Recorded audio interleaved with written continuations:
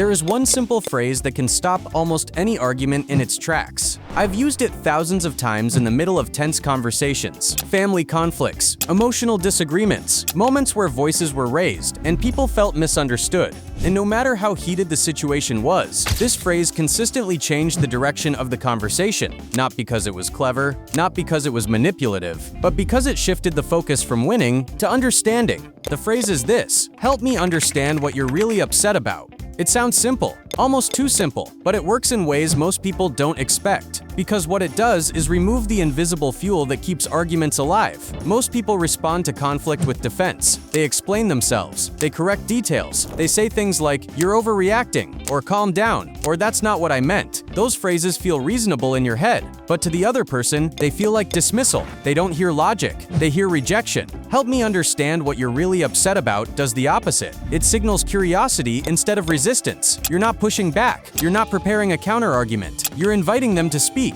and that alone begins to lower defenses. This phrase works for three important reasons. First, it shows genuine curiosity. You're not positioning yourself as the authority on what they should feel. You're acknowledging that there's something beneath the surface you may not fully see yet. Second, it validates emotion without assigning blame. You're not saying they're right. You're not saying you're wrong. You're saying what you're feeling matters enough for me to listen. And for someone who feels ignored, minimized, or unheard, that can be incredibly grounding. Third, and this is the most important part, it uncovers the real issue, because most arguments are not actually about what they appear to be about. She's not angry because you forgot the trash. She's angry because she feels unappreciated, like her effort is invisible. He's not upset about numbers on a spreadsheet. He's upset because he feels out of control, because money represents safety, and right now he feels unsafe. Arguments are rarely about facts. They're about meaning. And when someone raises their voice, interrupts, or becomes emotional, they are usually trying to communicate one thing: please hear me. So instead of defending yourself, try this. Say the phrase, "Help me understand what you're really upset about." Then do something that feels unnatural for most people. Be quiet, listen fully. Don't interrupt to clarify details. Don't explain your intentions yet. Don't solve the problem. Don't prepare your response while they're talking.